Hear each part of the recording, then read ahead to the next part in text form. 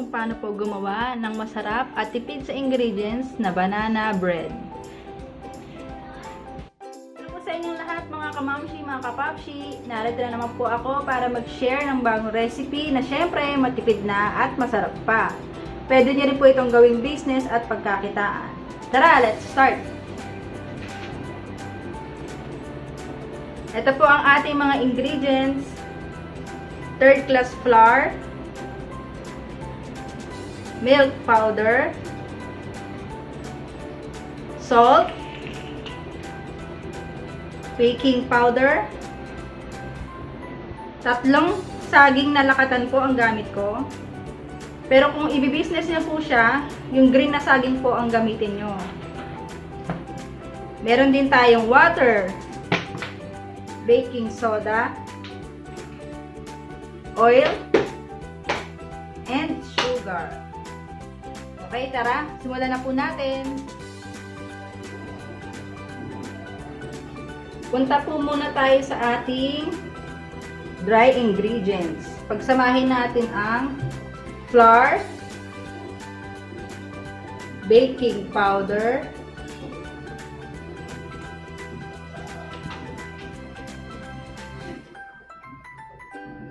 baking soda, at i-mix po natin.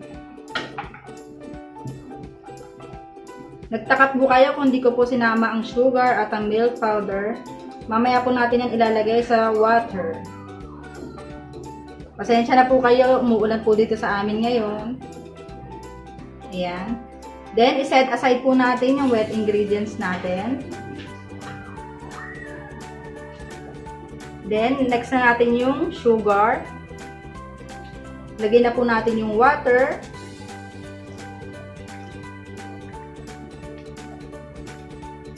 Oil.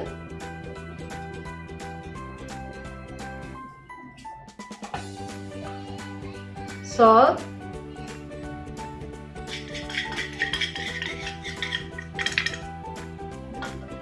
At yung ating milk powder.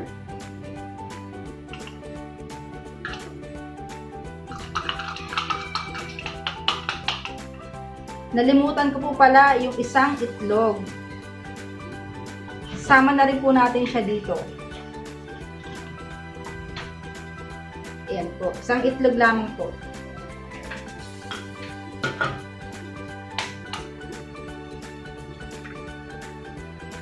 Then, i-mix na po natin siya.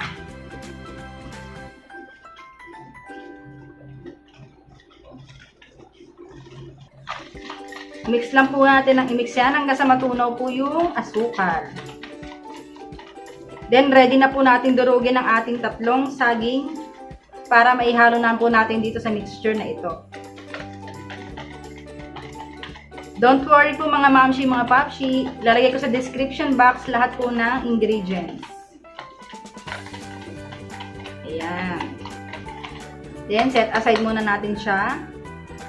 Punta tayo sa ating saging. Kung gusto nyo po i-business, yung green na saging po ang gamitin nyo. Kasi mas mura po yun. At malasa din po yun. At saka yung hinog na po ang piliin nyo para madali pong durugin.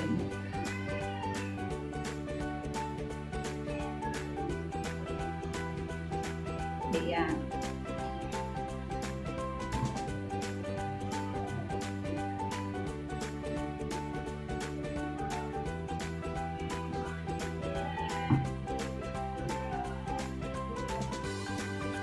Then, durugin na po natin siya.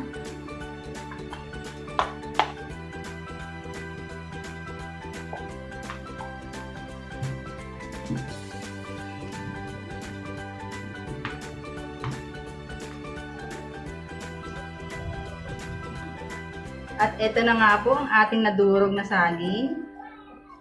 Bali, pagsamahin na po natin yung saging at yung wet ingredients.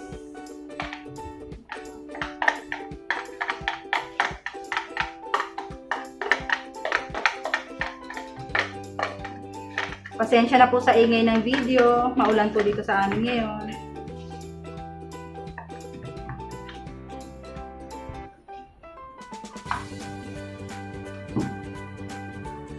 Mix lang po natin. Ayan. Then, pwede na po natin paghaluin yung dry ingredients at wet ingredients.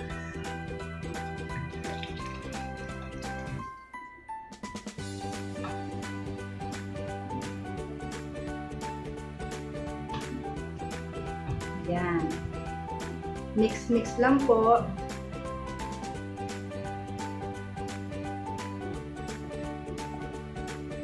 Hanggang sa lahat po ng ingredients ay magsama-sama po. Ayan. Tandaan nyo po kung i-business nyo po ito, yung green na saging po ang inyong gagamitin. Huwag lakatan at mahal po ang lakatan. Kaya lakatan po yung gamit ko ngayon kasi kakainin lang po namin to dito. At favorite ng aking mga junakis at ni Mr.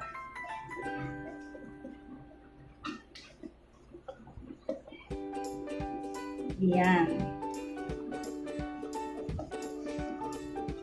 Mix lang po.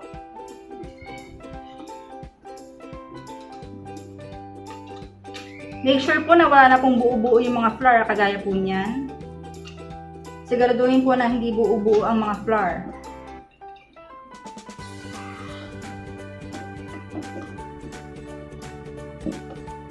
Kung meron po kayo ng vanilla essence or banana essence, pwede nyo po siyang lagyan, 1 teaspoon, pwede po yun. Pangdagdag aroma din po yan.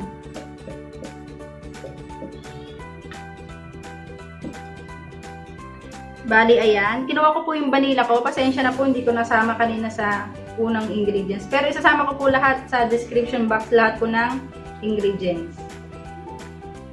Pwede nyo po siyang lagyan, 1 teaspoon po, ganun. Yan. Ako po kasi tansya ko na po sa araw-araw na gawain kong banana bread. Yan. Mix lang po natin. Yan. Dagdag bango rin po yan, aroma. Pwede rin po yung banana essence. Yan ginamit ko po ay vanilla essence. Nabibili po yan kahit saan, sa mga baking store. Ayan. Pwede na po natin siyang isalin sa ating loaf pan. Ito po pala yung gamit ko. 6x3 po yan. 6x3. Ayan po. Lalagay ko na rin po sa description box yan. Grease lang po natin siya ng oil para po maiwasan ng dikit. Kung meron po kayong parchment paper or brown paper, pwede po yun.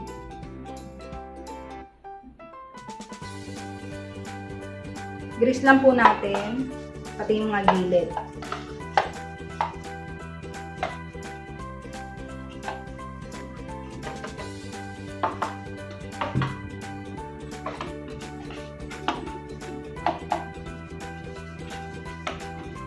Ayan.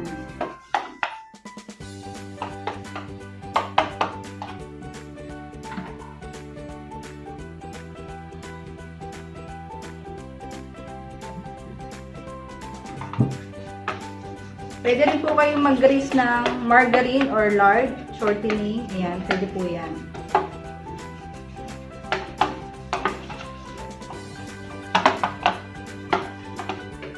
Sana po itry nyo itong mga momshi, mga papshi. Tiyak na magugustuhan po ng mga anak ninyo. Pwede nyo na rin pong pagkakitaan. Kahit nasa bahay lang, kumikita tayo. Ayan. After natin mag-grease, pwede na tayo magsalin.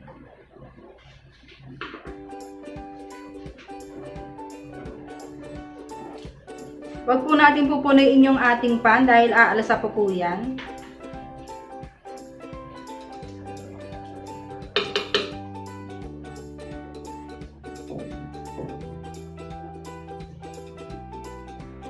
Yan. Kalahati lang po. Huwag nyo pong pupunuin kasi po aalasa po yan.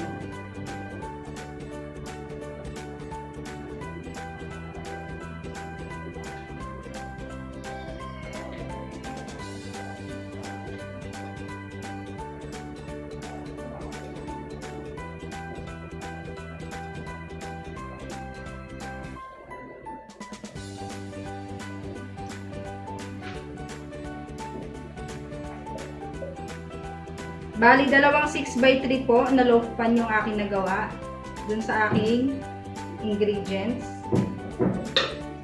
Siyempre, sisimutin po natin niya maigi. Sayang po yan.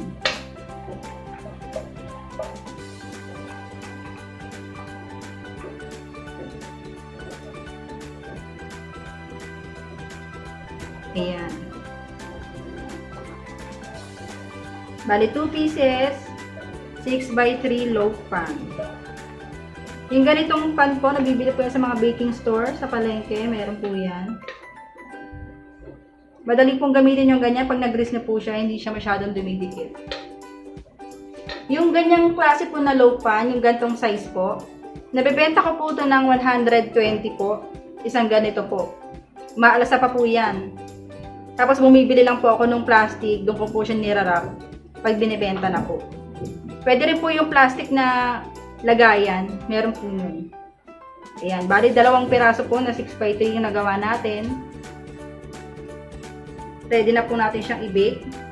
I-preheat po natin ang oven ng 180 degrees. Bake natin siya ng 30 to 35 minutes. Ayan. Okay po. Bali, lahat po ng price ng ingredients na ginamit ko, ilalagay ko po lahat sa description box para po makompute nyo po lahat ng costing nyo po. Ayan. Wala pa po dyan yung mga lagayan ko ng banana bread. Kayo na po bahala dyan kapag gusto nyo pong gawing business. Okay po? Ayan. Sasalang ko na po siya sa aking oven. Electric oven po yung gamit ko. Ayan. Ingat lang po, baka mapasok. Ayan. Bake po natin siya ng 30 to 35 minutes. Depende po sa init ng ating mga oven. Iba-iba po kasi ang init ng ating mga oven. 180 degree po yan. And 35 minutes po sinet ko. Balikan po natin siya mamaya after. Ayan, mga mamshi, mga papshi. Ititest ko na po siya ng stick. Pag wala na pong dumikit yan, ready na po ang ating banana bread. Ayan. Pwede na po yan. Lalabas ko na po siya sa oven.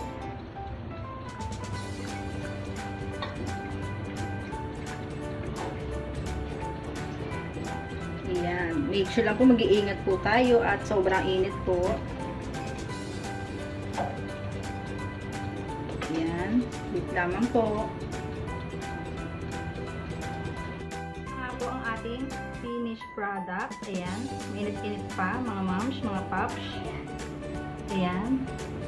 Kita nyo naman po. Mas okay po yan kapag nilagyan nyo po ng chocolate chips sa taas, mga nuts. Depende po sa inyo kung gusto nyo pong design. Ayan. Make sure na sobrang sarap po talaga yan. Promise po. Ayan. Gusto ko po kasi yung ganyan toasted. Yan na nga po. Sana nagustuhan nyo po ang aking video at sa mga hindi pa nakakapag-subscribe, mag-subscribe na po kayo sa aking channel. Sure na sure po na hindi masasayang ang panonood nyo po dito sa channel ko. Please like and share and subscribe po. Click the bell button na rin po. At marami pa po akong ibang video dyan sa aking channel. Panoorin nyo na lang po yung iba kong video. May mga pandesal po ako dyan. Thank you po. Salamat!